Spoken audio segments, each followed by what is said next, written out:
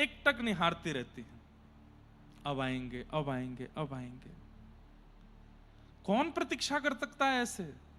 और वो भी सालों साल तक इतनी प्रतीक्षा। और जैसी शाम होती है, सूर्यास्त होता है, तो दुखी नहीं होती, प्रसन्न मुद्रा में ही।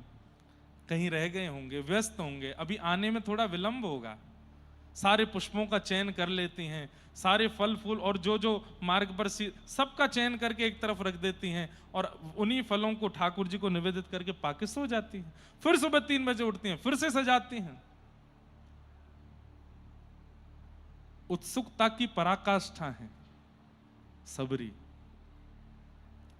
कहते हैं कि इस उत्सुकता के क्रम के बीच में सबरी जी जिस सरोवर से जल लेने के लिए जाती थी, एक समय आने पर उस सरोवर का जल सूख गया।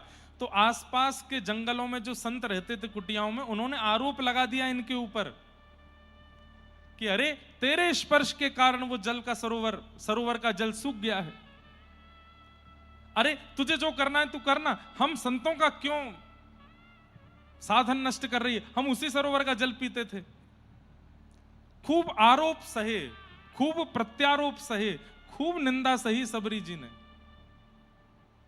लेकिन अपनी उत्सुकता में कमी नहीं आने दी। रोज सजाती हैं। एक बहुत सुंदर पद है, मैं गाता हूं। पलकन सोमग झारू मेरी, पलकन सोमग झारू मेरी, पलकन सोमग झारू मेरी, पलकन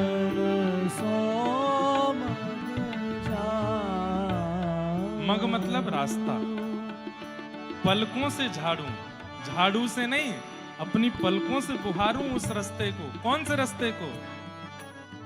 ओ जामग मेरो गिरधर आवे,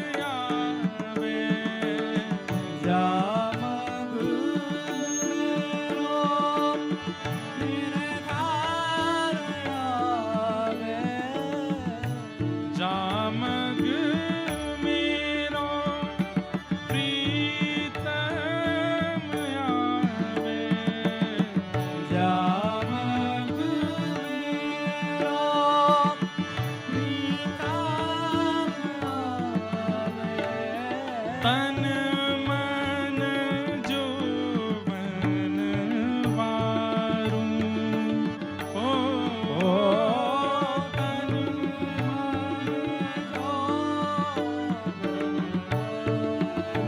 ओ मेरे पलकन सोमग झारू मेरे पलकन सोमग झारू। जामग मेरो गिरधर आवे, तन मन जोवन वारूं। उस रास्ते पर मैं सब कुछ वार दूं जिस रास्ते से मेरे प्रियतम आने वाले। बंधुओं, आप जहां कहीं भी रहते हो, नासिक में रहते हो, पूना में रहते हो, महाराष्ट्र में, बंबई में रहते हो, इंदौर में रहते हो, भोपाल में रहते हो, कई लोग महाराज जी यहाँ जम्मू से भी आए, कई लोग पंजाब से भी आए, कई लोग झारखंड छत्तीसगढ़ से भी आए, कई लोग बड़ी दूर दूर से यहाँ आए हैं, एक आध बालक विदेश से भी आया है। जहां भी रहते हो जाकर के नेविगेशन खोलना है और उस नेविगेशन में देखना वृंदावन कौन सी दिशा में, उस दिशा पर कोई चिन्ह रख दीजिए और नित्य उसी दिशा में देख करके उसी दिशा को प्रणाम करो। क्यों? यामग मेरो गिरिधर आवे, इसी रास्ते में मेरे गिरिराज जी रहते हैं, इसी रास्ते में राधा रमन लाल रहते हैं, इसी रास्ते में श्री राधा वल्लभ लाल, श्री राधा गिरधर लाल, मेरे गुरुदेव भगवान रहते हैं, श्री यमुना जी बहती हैं, रजरानी रहती हैं, कुंज बिहारी लाल रहते हैं। इस दिशा को मैं प्रणाम करूं। उत्सुकता बढ़ाइए अपने चित्त में। क्या कह रहे हैं? सेज सवारूं चंवर डुराऊं सेज सवारो चंवर डोराऊं मधुर मधुर स्वर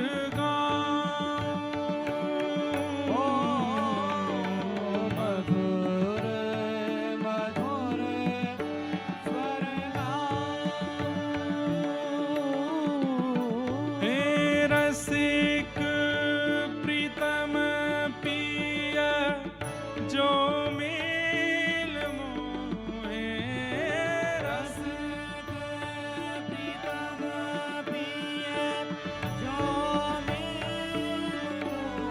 हे रसिक प्रीतम पिय जो मिल मोहे रस प्रीतम प्रिय जो मेल मोहे मैं हंस हंस कंठ लगाऊं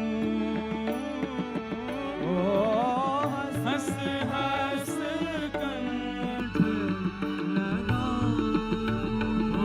मेरे पलकन सोमग झारूं मेरे पलकन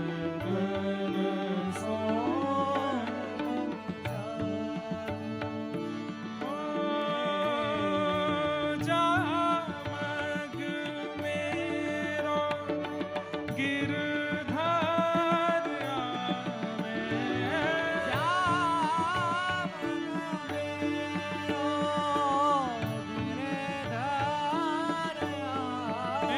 हे जामग मेरो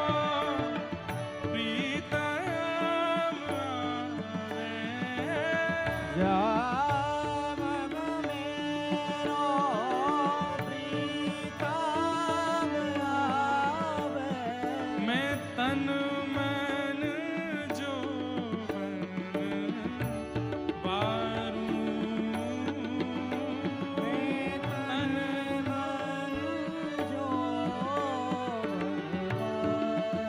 ओ मेरे अखियाँ सोमग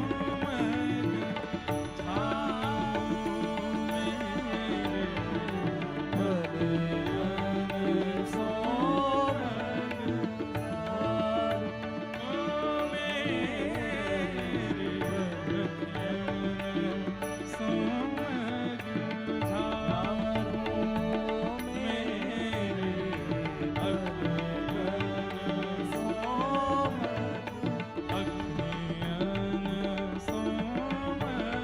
ओ मेरे अखियाँ सोमग झारूं मेरे अखियाँ एक बात याद रखिएगा बंधुओं, अगर आपके जीवन में प्रतीक्षा और विरह ये दो नहीं है ना, तो आपका चित्त पवित्र नहीं हो पाएगा। बहुत ध्यान से सुनिएगा। भगवत मिलन में या धाम की प्राप्ति में या गुरुदेव की प्राप्ति में या श्री जी की प्राप्ति में यदि प्रतीक्षा आपसे नहीं हो रही है, मतलब अभी मन हो गया वृंदावन जाना है तो कल की फ्लाइट मिल गई और पहुंच भी गए, प्रतीक्षा नहीं करनी पड़ी। अभी इच्छा हो गई कि जगन्नाथपुरी जाना है और तुरंत ट्रेन में बैठे पहुंच गए। अभी इच्छा हो गई द्वारिकाधीश दर्शन करना, तुरंत पहुंच गए। अभी इच्छा हो गई दत्त धाम आना, तुरंत आ गए। प्रतीक्षा नहीं हुई, कोई रुकावट नहीं आई, कोई रोक टोक नहीं हुई, किसी ने खींचा नहीं, किसी ने टोका नहीं, किसी ने जाने से रोका नहीं, थोड़े विरह नहीं हुआ, थोड़े आंसू नहीं निकले।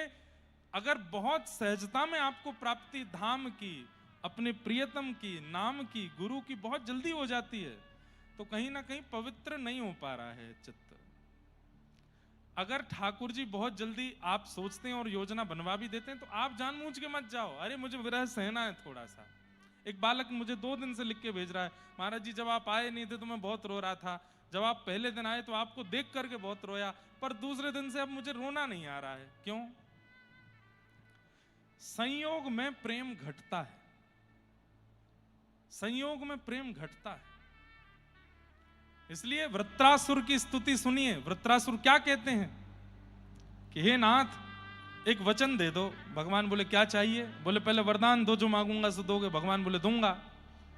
तब वृत्रासुर कहते हैं अजात पक्ष इव मातरम खगास्तन्यम यथा वत्सतराच्छुधार्था प्रियम प्रियैव विषितम विषन्ना मनोरविंदाक्ष द्रदीक्षते त्वाम्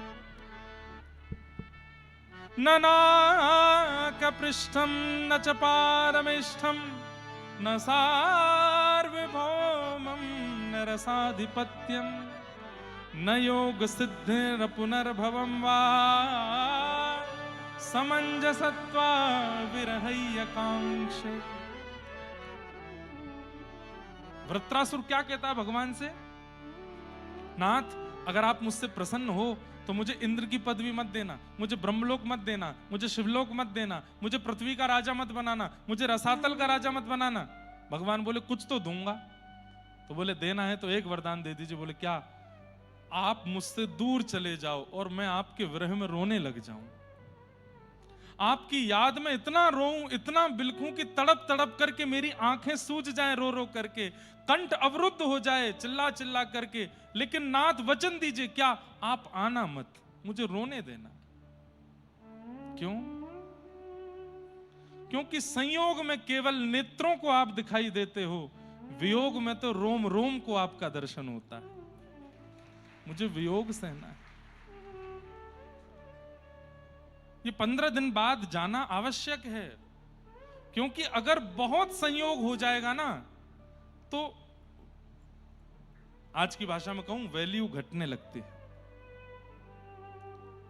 इसलिए मैं निवेदन करता हूं जिससे प्रेम बरकरार रखना हो उसके बहुत पास मत जाना, थोड़ी दूरी बना के रखना।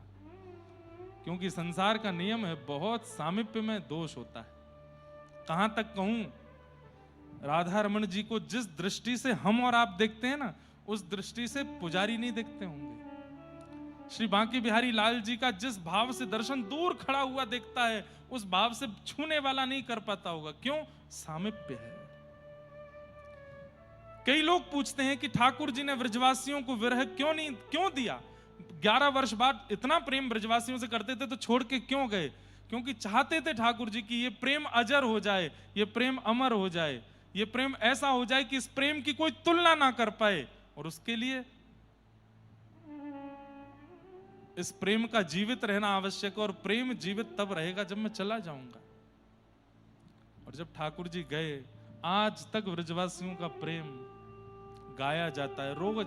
आज वैसे मैं चैतन्य चरित्र सुनाने के मूड में आया था, लेकिन आज नंदोत्सव ही करते हैं। कल 2 दिन चैतन्य चरितामृत सुनाऊंगा, सुनिएगा। विरह की वो पराकाष्ठा,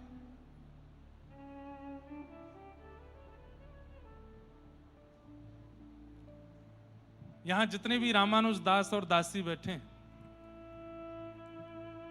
आपके गुरु भाई भी यहां बैठा है, नंद नंदन रामानुज दास। बहुत अच्छी अच्छी रचनाएं करते हैं। उन्होंने एक रचना करके हमसे गवाया है। वो क्या करते हैं, हमसे कथा सुनते हैं और कथा सुनने के बाद फिर उस पर पद लिखते हैं। बहुत अच्छा है बालक। वैसे वो पद आने वाला है कुछ दिन बाद, लेकिन कितना अच्छा भाव है। हे उधा मेरो छूट गयो ब्रज धाम, हाँ उधा मेरो छूट गयो ब्रज धाम। मेरे हृदय की को जाने में रोऊं सुबह शाम। हे उधा मेरो छूट गयो ब्रज धाम। मैया छूटी बाबा छूटे, छूट गई मेरी गैया। गोपी ग्वाले और यमुना तट पनघट की छैया। मथुराधीश बनो हूँ जब ते, मथुराधीश बनो हूँ जब ते, खो बैठो हूँ श्याम। हे उधो मेरो छूट गयो ब्रजधाम। मुझे गाना तो नहीं चाहिए लेकिन मैं रोक नहीं पाया। वो बालक यहीं बैठा है, इतने अच्छे अच्छे पद लिखते हैं। उसने एक पद और लिखा, बन के जोगन डोलत व्रज में, पीवत यमुना जल को, मेरो मन वृंदावन में अटके, मेरो मन हरि चरण में अटके। याद में तोरी भई बाबरी, सुध लो मोरी कुंज बिहारी।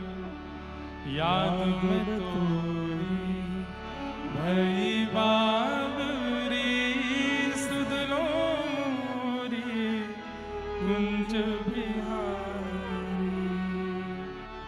अब आओ मेरे प्राण प्यारे, अब आओ मेरे प्राण प्यारे, अपना या जन को, मेरो मन वृंदावन में अटके, मेरो मन हरि चरण में अटके।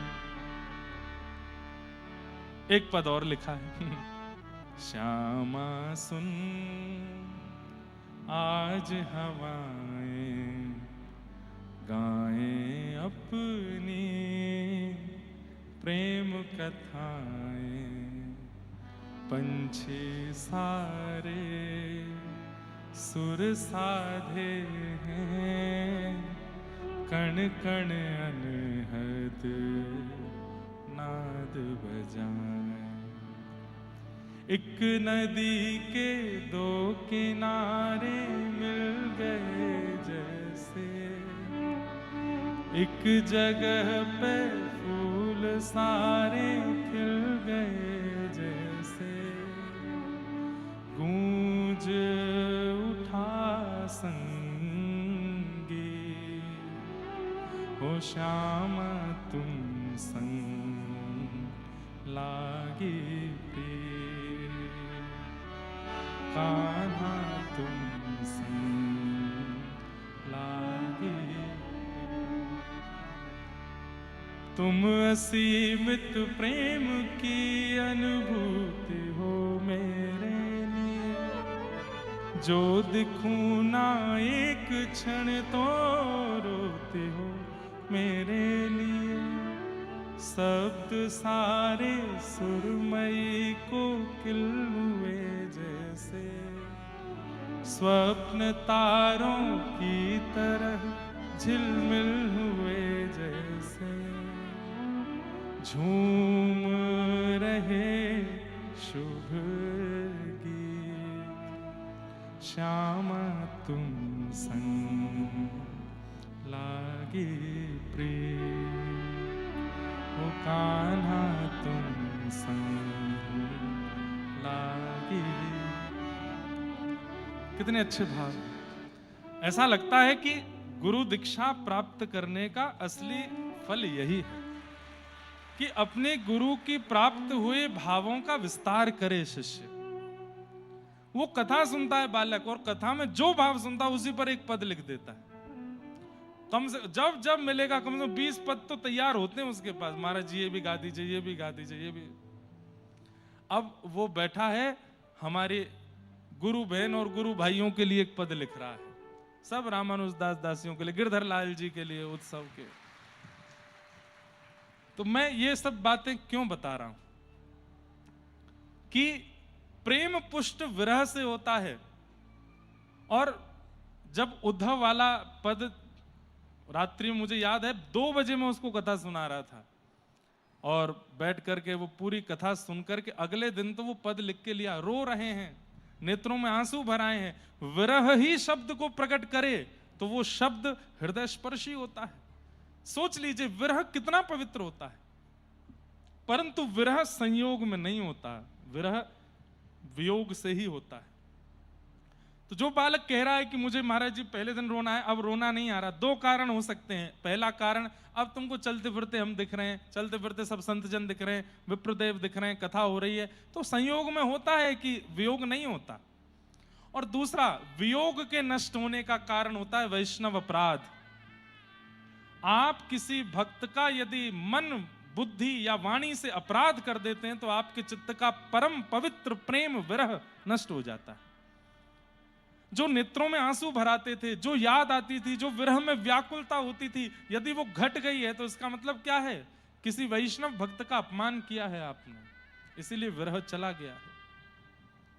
ये 2 ही कारण होते हैं विरह के समाप्त होने के, या तो संयोग, अति संयोग, और या फिर किसी वैष्णव का अपराध।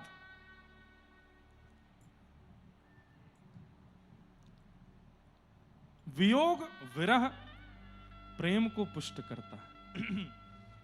श्री सुखदेव जी महाराज ने 2 श्लोकों में कथा सुना दी और मौन हो गए। परीक्षित व्याकुल हो गया, बोले कथितो वंश विस्तारो भवता सोम सूर्यो। हे नाथ, आपने बड़े बड़े राजाओं की कथा मुझे विस्तार से सुनाई, मैंने कुछ नहीं कहा, लेकिन मेरे पूर्वज पांडवों के रक्षधर श्री कृष्ण, जिन्होंने मेरी मां के गर्भ में प्रवेश करके मेरी मुझ बालक की मरने से रक्षा की, उनकी कथा आप 2 श्लोकों में सुना रहे हो। नाथ, 7 दिन बाद तक्षक सर्प से मेरी मृत्यु नहीं होगी, अभी इसी वक्त मेरी मृत्यु हो जाएगी। विरह में कृपा करें, मुझे ऐसे मत कीजिए, पूरी कृष्ण लीला सुनाइए ना। बंधुओं, अब ये बात हमने क्यों बताई? जब कृष्ण दर्शन की लालसा चित्त में प्रकट होती है ना, तभी कृष्ण कथा में प्रवेश करना उचित है। कोई ऐसे चलते फिरते कृष्ण लीला में प्रवेश नहीं करा देना चाहिए। श्रोता जब तक व्याकुल ना हो जाए लीला सुनने के लिए, तब तक उसको प्रविष्ट मत कराओ।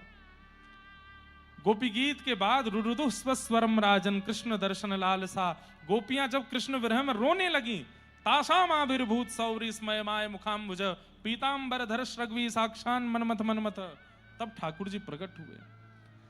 ये बात सिद्ध है, 1000 माला कर लो, लाख माला कर लो, 5 लाख माला कर लो, ठाकुर जी प्रकट नहीं होंगे। लेकिन एक माला भी अगर रोते रोते कर ली ना, तो माला की विश्रांति से पूर्व में ठाकुर जी प्रकट हो जाएंगे। अब जबरदस्ती मत रोना, जबरदस्ती नहीं। याद आवे, व्याकुलता चित्त में बढ़े।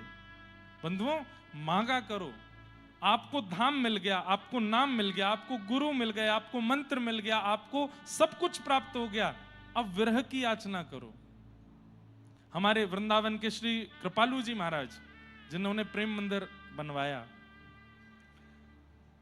कितना प्रसिद्ध पद है उनका। उस पद में वो एक बात कहते हैं, गोपी प्रेम की भिक्षा दीजे, कैसे हूँ मोहे अपनों कर ली। ये विषय अभी थोड़ी देर में मैं यहीं विश्राम कर दूंगा, विरह वाला, और कल मैं विरह से ही कथा का प्रारंभ करूंगा, क्योंकि चैतन्य चरित्र सुनाना। सावधानी से रूमाल लेके बैठना कल। तो 2 दिन विरह का दान दे करके जाएंगे, और बस बोलने दीजिएगा, मेरे नेत्र नहीं खुलेंगे कल कथा में। आज मैं भर के आया था, लेकिन आज मटकी देख के मैं रुक गया हूं, लेकिन कल नहीं रुकूंगा। कल बहुत सावधानी से बैठिएगा कथा में।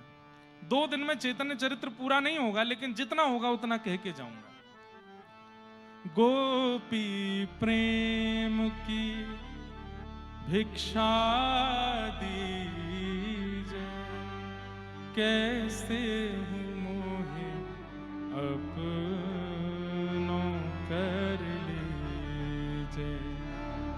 तुर गुण गावत दिवस बितावत, द्रग बरसावत, मैं हूँ प्रेम विभोर श्री राधे, की जय कृपा की ओर। सरस किशोरी बयस की थोरी, रति रस गोरी, की जय कृपा की ओर। श्री राधे की जय कृपा की ओर। विरह मांग रहे हैं किशोरी जी से। जब भक्त को सब कुछ मिल जाता है तो वो विरह की याचना करता है, रुदन की याचना करता है कि मुझे रोना है, मुझे विरह में रहना है। और विरह मिलता नहीं है बंधुओं। धाम मिल जाएगा, नाम मिल जाएगा, मंत्र मिल जाएगा, दर्शन मिल जाएगा, महाप्रसाद मिल जाएगा, लेकिन विरह नहीं मिलता है। और विरह मिल रहा है तो बहुत बड़ी कृपा है। उसको जाने मत दीजिए, रहने दीजिए अपने पास ही। जैसे ही देखा सुखदेव जी ने कि परीक्षित विरह व्याकुल हो रहा है और कह रहा है कि मेरे प्राण तो आज ही निकल जाएंगे, 7 दिन बाद तक्षक सर्प के डंसन से मेरी मृत्यु नहीं, कृष्ण कथा ना सुनने के वियोग में मेरे प्राण निकल जाएंगे। जैसे ही विरह आतुर सुखदेव जी ने परीक्षित को देखा, तुरंत सुखदेव जी बोले, परीक्षित सम्यक व्यवस्थिता बुद्धि तब राजसी सत्तम, वासुदेव कथायाम ते यज्जाता निष्ठ कीरति। क्या कह रहे हैं? मैं तुम्हारी बुद्धि परख रहा था। ये कृष्ण लीला 2 श्लोकों में मैंने जानबूझ के सुनाई ताकि मैं तुमको परखूं तो सही, तुम राजी होते हो कि नहीं। लेकिन तुम्हारी बुद्धि व्यवस्थित हो चुकी है राजन। क्यों? क्योंकि तुम विरह व्याकुल हो रहे हो। कृष्ण की कथा सुनने के लिए, उनका दर्शन करने के लिए इतनी व्याकुलता तुम्हारे चित्त में हो रही है। इससे ये बात पता चलती है कि अब तुम्हारी बुद्धि व्यवस्थित है। सम्यक व्यवस्थिता बुद्धि तब राजर्षि सत्तम। आहा, तब आपने कहा अब तुम्हारे अंदर ये विरह मुझे दिख गया है, अब मैं तुमको कृष्ण लीला सुनाऊंगा। क्यों? विरह आपन्न व्यक्ति जब कृष्ण लीला में प्रवेश करेगा तो कृष्ण की लीला पर संशय नहीं करेगा। आपने कभी रोते हुए व्यक्ति को देखा? रोता हुआ व्यक्ति सब स्वीकार कर लेता है। अब पानी पानी पिलाओ, पानी पिलाओ उसको, पानी पी लेगा। जूस पिलाओ, जूस पिलाओ, जूस पी लेगा। चाय पिलाओ, चाय पिलाओ, रोते हुए चाय पिलाओ, चाय भी पी जाता है। टॉफी खिलाओ, टॉफी खिलाओ, ठीक हो जाएगा बेचारा। रोते हुए टॉफी खिलाओ, टॉफी खा लेगा। मक्खन खिला दो इसको, जहर ले आओ, जहर तो जहर भी खा जाएगा। विरह आपन्न व्यक्ति बुद्धि से विचार नहीं करता, वो सब स्वीकार कर लेता है। मेरा मन हो तो मैं 10-15 दिन विरह पे ही बोलूं, और हो सकता है अगली बार जब आए तो भगवत विरह पर ही बोलें। और क्यों बोलना है? क्योंकि विरह हमें चाहिए। विरह हमारे चित्त में है नहीं, व्याकुलता है नहीं चित्त में। तो विरही व्यक्ति कैसा होता है? सब स्वीकार कर लेता है। अगर विरह बिना तुम कृष्ण लीला में प्रवेश करोगे तो मन में पहला प्रश्न आएगा, 6 दिन का बालक पूतना कैसे मार सकता है? 3 महीने का बालक सक्टासुर को कैसे मार सकता है? 1 वर्ष का बालक तृणावर्त को कैसे मार सकता है? 5 वर्ष का बालक कालिया नाग को कैसे नच सकता है? 7 वर्ष का बालक गिरिराज कैसे उठा सकता है? 7.5 वर्ष का बालक महाराज कैसे कर सकता है? 11 वर्ष का बालक कंस को कैसे मार सकता है? ये सारे प्रश्न मन में आने लगेंगे। लेकिन जब विरह में कृष्ण लीला में प्रवेश करोगे तो विरह आपन्न व्यक्ति सब स्वीकार कर लेता है। स्वीकृति विरह के साथ रहती है। 6 दिन के ठाकुर जी ने पूतना मारी, विरही व्यक्ति को इसमें समाधान नहीं चाहिए, वो समाधिष्ट ही है, उसको पता है हाँ मारा है।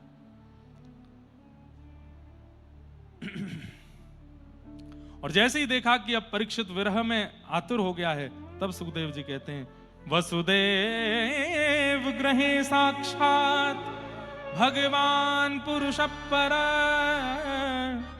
जनिष्यते तत्प्रियार्थम सभवन्तु सुरस्त्रिय। भगवान ने आकाशवाणी करते हुए पृथ्वी को कहा है कि हे पृथ्वी तुम रो नहीं। पृथ्वी याचना कर रही थी कि बहुत भार बढ़ गया है, दुष्टों का नाथ कृपा करो। तब भगवान ने कहा चिंता मत करो, वसुदेव जी के यहां साक्षात मैं जन्म लेकर के आने वाला हूं और पृथ्वी महारानी तुम्हारे इस पाप को, ताप को, भार को मैं हल्का करूंगा। यह आकाशवाणी सबने सुनी। सब देवता व्रजमंडल में आकर के नए नए रूप धारण करके रहने लगे। भगवान ने आज्ञा की है कि वो वसुदेव जी के यहां जन्म लेंगे। वसुदेव कौन है? सूरसेन मंडल के राजा सूरसेन, और सूरसेन के पुत्र का नाम है वसुदेव। मथुरा के राजा उग्रसेन, उग्रसेन के पुत्र का नाम है कंस। तो दोनों ये सूरसेन मंडल के राजा के पुत्र हैं, वो मथुरा के राजा के पुत्र हैं, कंस और वसुदेव। कंस के चाचा जी का नाम है देवक, उनकी बेटी है देवकी। तो अपनी चचेरी बहन का विवाह कंस ने वसुदेव जी के साथ में सुसंपन्न किया। ये वसुदेव जी का 7वां विवाह था। 6 विवाह पहले हो चुके थे और 7 बहुपत्नियां पहले होती थी। इन्हीं में से एक पत्नी वसुदेव जी की रोहिणी है, जिनके पुत्र बलराम जी हैं। और वो रोहिणी कहां रहती हैं? वो पहले से ही गोकुल में ही रहती हैं। वसुदेव जी का 7वां विवाह देवकी से हुआ, कंस की चचेरी बहन। कंस को मंत्रियों ने एक सुझाव दिया, बोले कि महाराज ये पूरी मथुरा नगरी आपको बहुत क्रूर मानती है। कंस बोले क्या करना चाहिए? बोले ऐसा कुछ करो कि इन लोगों को लगे कि आप क्रूर नहीं हो। बोले क्या करें? बोले अपनी बहन को स्वयं विदा करो, कोई सारथी रथ ना चलावे, आप स्वयं रथ चलाओ। पूरी मथुरा नगरी जब देखेगी सब रोने लगेंगे और आपके प्रति लोगों की करुणा आ जाएगी। कंस बोला हाँ बढ़िया बात है। और कंस रथ हाँकने लगा।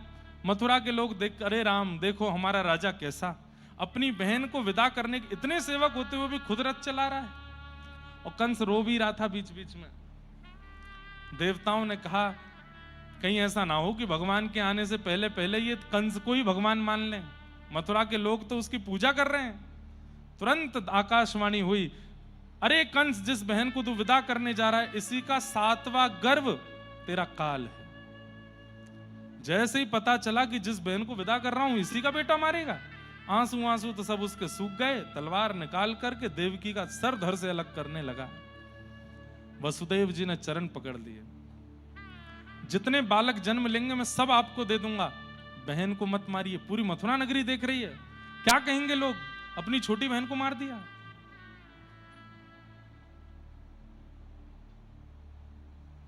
बंधुओं संसार में कई राक्षस लोग हैं आज भी, लेकिन उनका राक्षसत्व तो केवल इसलिए बचा हुआ है कि अरे अगर मैंने किया तो मेरी पॉपुलैरिटी घट जाएगी। एकांत में वो पूरे राक्षस बने ही रहते हैं। सबके सामने उनका राक्षसत्व नष्ट ही इसलिए हो रहा है कि 4 लोग देख रहे हैं, इसलिए मैं सीधा रहूं। एकांत में उनका राक्षसत्व प्रकट हो जाता है। कंस भी वैसा ही है। और ऐसे व्यवहार वाले जो लोग हैं ना, जो सबके सामने तो दिखाते हैं कि कुछ नहीं, एकांत में जाकर के और उनका राक्षसत्व प्रकट हो जाता है, वो कंस ही हैं। अपनी बहन को छोड़ दिया लेकिन कारागृह में डाल दिया। 6 बालकों को कंस ने छोड़ दिया। 7वें बालक के रूप में भगवान के शेष नाग ही बलराम जी के रूप में आए, जो पूर्व अवतार में लक्ष्मण बनकर के छोटे भाई बन के आए थे, इस बार बड़े भैया बन के आए हैं बलराम जी। देवकी मैया के गर्भ में ही आए थे, लेकिन भगवान ने तुरंत योग माया वैष्णो देवी से कहा अभी इसी वक्त हमारी मैया के गर्भ में जो बालक है इसका स्थानांतरण करो। कहीं इन्होंने जन्म ले लिया तो जन्म लेते ही कंस को मार देंगे और मेरा काम अधूरा रह जाएगा। इनको तुम रोहिणी के गर्भ में भेज दो। और कुछ महीने देवकी के गर्भ में रहने के बाद बलराम जी रोहिणी के गर्भ में चले गए। इसलिए बलराम जी रोहिणी नंदन भी हैं, देवकी नंदन भी हैं, दोनों के पुत्र हैं। इसलिए उनका नाम संकर्षण रखा गया, क्योंकि एक गर्भ से उनका संकर्षण करके दूसरे गर्भ में उनको भेजा गया।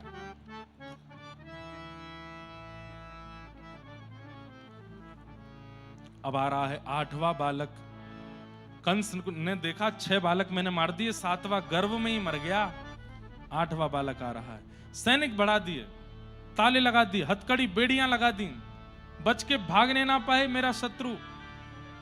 अब बड़े बड़े दरबानों को, नए नए दरबान बुला लिए, बड़े बड़े मुस्टंडे खड़े हैं, कहीं से भी कोई, रात की शिफ्ट अलग है, दिन की शिफ्ट अलग है, सोते नहीं है एक क्षण के लिए भी, कहीं कृष्ण जन्म लेकर के भाग ना जाए यहां से। देवकी मैया के गर्भ में लाल जी आ गए। इतनी सुंदर लगने लगी हैं देवकी कि स्वयं कंस रोज देखने के लिए जब देवकी को जाता है, तो पहले कभी ऐसा नहीं हुआ, लेकिन अब देवकी को देख करके कंस को बड़ी दया आती है, करुणा आती है, पैर छूने का मन होता है। भगवत प्राप्त व्यक्ति यदि सामने आ जाएगा तो उसको प्रणाम करने की इच्छा होने लगेगी, उसको देखने की इच्छा होने लगी, उसके पास बैठने की इच्छा होने लगती है, जिसके चित्त में ठाकुर जी होते हैं। भादों का महीना, मंदम मंदम जलधारा, आकाश में मंदम मंदम जलधारा गिर रही है। आधी रात हो गई है और धीमे धीमे सबको झोंके आ रहे हैं, जितने दरबान खड़े हैं सबके नेत्र बंद हो रहे हैं। सौंधी सौंधी मीठी हवा चल रही है, स्पर्श जैसे ही तन का होता है मानो आलस में भर रहे हैं सब लोग, अंगड़ाइयां आ रही हैं। और धीमे धीमे सारे दरबान सो गए, कंस सो गए, मथुरावासी सो गए, रात्रि का समय है, गोकुलवासी सो गए। कहते हैं कि 84 कोस में एक व्यक्ति भी इस समय जागृत नहीं है, केवल वसुदेव और देव की जगह है। और जैसे ही मध्य रात्रि का समय हुआ है, मंदम मंदम जलधारा गिर रही है। पवन देव मंदिराचल पर्वत पर गए हैं और वहां की समस्त चंदन की लकड़ियों से उनकी सुगंधी लेकर के पूरे मथुरा में, पूरे ब्रजमंडल में बह रहे हैं। पूरे मथुरा में मानो चंदन की सुगंधी से आच्छादित कर दिया गया हो। आकाश में तारा नहीं है, आकाश में 33 कोटि देवता खड़े हैं, हाथ में पुष्प लेकर के ठाकुर जी जन्म लेने वाले हैं। और जैसे ही मध्यरात्रि का समय हुआ, श्री देवकी मैया के गर्भ से एक दिव्य तेज पुंज प्रकट हुआ और शंख चक्र गदा पद्म धारण करके चतुर्भुज श्री बाल कृष्ण प्रभु प्रकट हो गए। बोल बाल कृष्ण लाल की, देवकी नंदन गोपाल की, श्री गोपाल कृष्ण भगवान की। जैसे ही महाराज ठाकुर जी प्रकट हुए, आकाश से पुष्प वर्षण होने लगा है। देवता हाथ जोड़ करके गा रहे हैं, आप सब भी हाथ जोड़ो। सत्यव्रतम सत्य परम त्रिसत्यम सत्यश्च योनिम निहितम च सत्ये, सत्यस्य सत्यमृत सत्य नेत्रम सत्यात्मकम त्वाम शरणम प्रपन्ना। दुनिया में एकमात्र कृष्ण ऐसे हैं, हर ठाकुर के प्रकट में ठाकुर की स्तुति गाई है, लेकिन ठाकुर जी कृष्ण के प्रकट होने पर देवताओं ने ठाकुर जी के नहीं, गर्व की स्तुति गाई है। बोले हम ठाकुर जी को तो क्या ही प्रणाम करें, इतने सुंदर मनोहर लाल जी हुए, हम तो उस गर्व को प्रणाम करते हैं जिस गर्व में ठाकुर जी 9 महीना रह के आए हैं। इसको गर्व स्तुति कहते हैं। एक बार गिनिए तो कितनी बार सत्य बोला गया इस श्लोक में। सत्यव्रतम सत्य परम त्रिसत्यम सत्यस्य योनिम निहितम च सत्ये, सत्यस्य सत्यमृत सत्य नेत्रम सत्यात्मकम त्वाम शरणम प्रपन्ना। कितनी बार सत्य है? कितनी बार? 9 किसने बोला? 9 बार किसने बोला? वो लोग हाथ नहीं खड़ा करो, जिन्होंने 9 बोला वो खड़े हो जाओ। खड़े हो। 9 किसने बोला? इनके लिए जोरदार ताली बजाओ। देखो अब सबरे खड़े हो रहे हैं, बैठो। बोला सबने ही 9, लेकिन जैसे ही मैंने कहा ना 9 किसने बोला तो सब हमने तो नहीं बोला, हम तो 10 बोल रहे थे। 9 बार सत्य है और 9 बार सत्य। अरे किसी बात की प्रमाणिकता 3 बार में हो जाती है, 9 बार सत्य कहा है। इसका मतलब क्या है? सत्य सत्य सत्य सत्य सत्य सत्य सत्य 9 बार कह करके देवता कह रहे हैं, बोले हे जीवात्माओं, अभी अभी जिसने जन्म लिया है पृथ्वी पर, ये परमात्मा है, परमात्मा है, परमात्मा है, परमात्मा है। 9 बार कह रहे हैं। बोले 3 बार में नहीं मानोगे, 6 बार में नहीं मानोगे, परिपूर्ण अंक 9 बार कह रहे हैं। ये साक्षात परमात्मा आया है। सत्यव्रतम सत्य परम त्रिसत्यम, जिनका सब कुछ सत्य है, ऐसे सत्यात्मकम त्वाम शरणम प्रपन्ना। कैसे प्रकट हुए हैं भगवान? आहा, कैसे लग रहे हैं ठाकुर जी? नेत्र बंद करके दर्शन करो, कैसी झांकी है ठाकुर जी की। आहा, तमद्भुतम बालकमंबुजक्षणम चतुर्भुजम शंख गदायुधायुधम श्रीवत्सलक्ष्मं गलसौभकौस्तुभं पीतांबरं सान्द्रपयोधसौभगम्। तमद्भुतम बालकम, बालक के रूप में है लेकिन अद्भुत बालक। कैसा बालक? तमद्भुतम बालकम, बालक है तो अद्भुत नहीं होगा, अद्भुत है तो बालक नहीं होगा। ये बालक और अद्भुत दोनों एक साथ कैसे हो सकते हैं? बोले भैया बालक है लेकिन 4 भुजा वाला बालक है। और 4 भुजा ही नहीं है, चारों भुजाओं में आयुध भी हैं, शंख चक्र गदा पद्म लेकर के ठाकुर जी आए हैं। एक बात बहुत स्पष्ट रूप से यहां दर्शन करनी है कि ठाकुर जी यहां बड़े नहीं हैं, छोटे से हैं लाला। जैसे एक छोटा बालक होता है उतनी बड़े हैं, लेकिन 4 भुजा हैं और चारों भुजाओं में शंख चक्र गदा पद्म लेकर के आए। पीतांबरम सांद्र पयोध सौभगम, और इतना ही नहीं, अरे दुनिया का पहला बालक देखा जो पीतांबरी पहन करके गर्भ से आया है। और इतना ही नहीं, गलसौभ कौस्तुभम, कौस्तुभ मणि पहन करके आए हैं। कोई ब्याह में जा रहे थे क्या? श्रृंगार करके आए भगवान तो अपना पूरा। आहा, कितनी सुंदर झांकी है। छोटे से लाला हैं, शंख चक्र गदा पद्म धारण किए हैं, गले में कौस्तुभ मणि है, छोटे छोटे घुंघराले केश हैं जैसे कि नवजात बालक के होते हैं, गोल मटोल गाल हैं, गदमदरा से हाथ हैं, मोटे मोटे पैर हैं, और ठाकुर जी खड़े। यशोदा मैया, देवकी मैया देख करके पहले तो बलैया लेती है और फिर प्रणाम करती है। जैसे प्रणाम करी तो ठाकुर जी बोले, मैया प्रणाम क्यों कर रही हो? बोले बालक हो तो गोद में लू ना, आप तो पिताजी बन के आए हो, पीतांबरी पहन के आए हो, कौस्तुभ मणि पहन के आए हो, शंख चक्र गदा पद्म लेके आए हो, और सबसे विचित्र बात क्या, जन्म लेते ही बोल रहे हो, ना रोए हो, ना चिल्लाए हो, ना हाथ पैर मारे, कुछ नहीं। अब जब पिताजी बन के आए हो तो फिर प्रणाम ही करूंगी ना। अरे नहीं मैया, मामा कंस आती मारने आता है तो हम तो शंख चक्र लेके आए हैं, उसको यहीं देख लेंगे। तो यशोदा मैया बोली, देवकी मैया बोलती हैं, तथा परमहंसा नाम, आप ही कहते हैं कि मैं परमहंसों के लिए आता हूं, भक्तों के लिए आता हूं, लेकिन आज ये बात झूठी हो गई। आप तो राक्षसों के लिए आते हो, ये शंख चक्र गदा पद्म लेकर के आए हो, कंस का चिंतन करके आए, एक बार भी मेरा चिंतन किया आपने?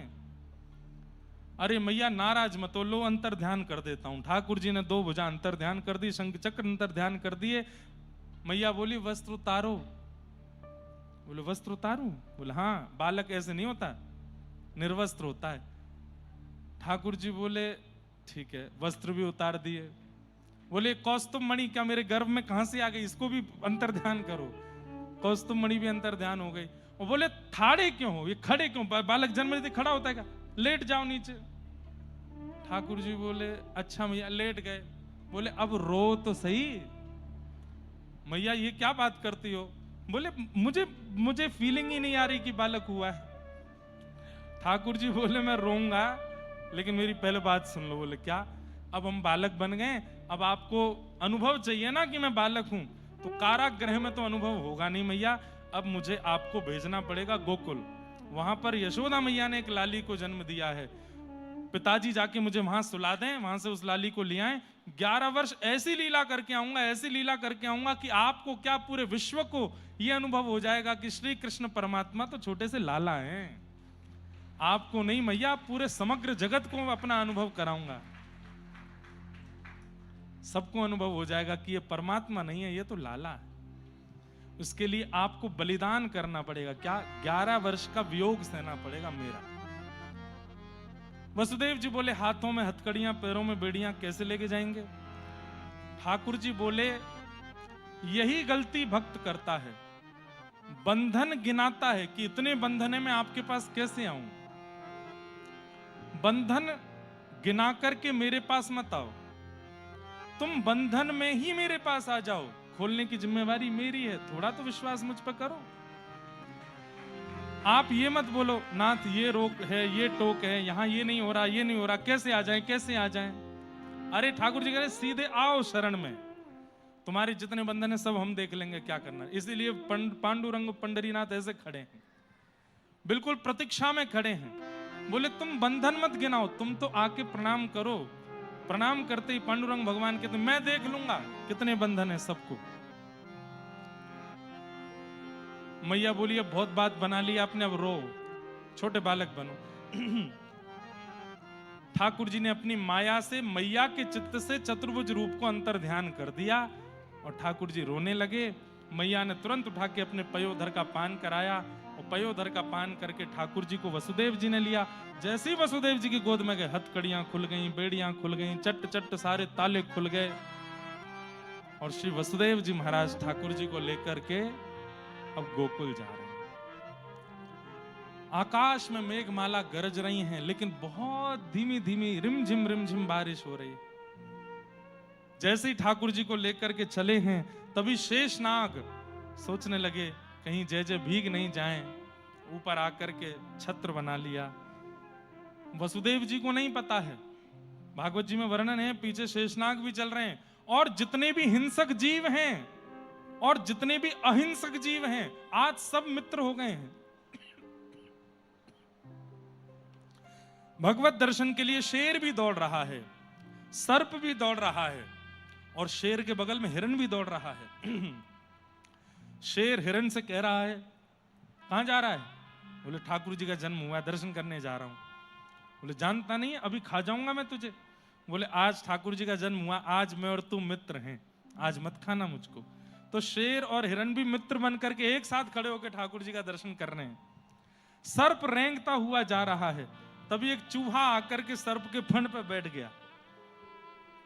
सर्प बोले ब्रेकफास्ट हो हमारा, तुम सिर पर बैठे हो। बोले आज ठाकुर जी का जन्म हुआ है, आज नहीं खाना हमको। सुनो थोड़े से ऊंचे हो जाना ताकि ठाकुर जी दिख जाएं। सर्प बोल रहा ठीक है तू देख ले, फिर तू मुझे भी बताना कैसे दिख रहे हैं। सब मित्र हो गए आज। वो इतना सुंदर वर्णन है ठाकुर जी के प्राकट्य का। आज भारत की सारी नदियां यमुना जी में आ गई हैं। गोदावरी, कावेरी, सरजू, गंगा, सबका आगमन यमुना जी में हो गया है। क्यों? ठाकुर जी जन्मे, सब दर्शन करने आए हैं। बंधुओं, जन्माष्टमी पर सारी नदियों का जल यमुना जी में आ जाता है, ये बात तो है ही। जन्माष्टमी पर विश्व की सारी नदियां यमुना बन जाती हैं, ये बात भी है। जन्माष्टमी के दिन गोदावरी जी यमुना जी रहती हैं। क्यों? भारत की समस्त नदियों के तट पर नंद घनानंद भयो जय कन्हैया लाल की हो रहा होता है, उस समय सब नदियां यमुना जी हो जाती हैं। यमुना जी में जैसे प्रविष्ट हुए गोकुल पल्ली पार है। इत मथुरा उत गोकुल नगरी, इत मथुरा उत गोकुल नगरी, बीच बहे यमुना गहरी, बड़ी दूर नगरी। बीच बहे यमुना गहरी, बड़ी दूर नगरी। कैसे आऊं रे नंद लाला, कैसे आऊं रे नंद लाला। मीराबाई का पद है, बाई सा गा रही है। ओ कैसे आऊं रे नंद लाला, कैसे आऊं रे नंद लाला। ओ कैसे आऊं मदन गोपाला, कैसे आऊं मदन गोपाला। तेरी गोकुल नगरी, बड़ी दूर नगरी, दूर नगरी, बड़ी दूर नगरी।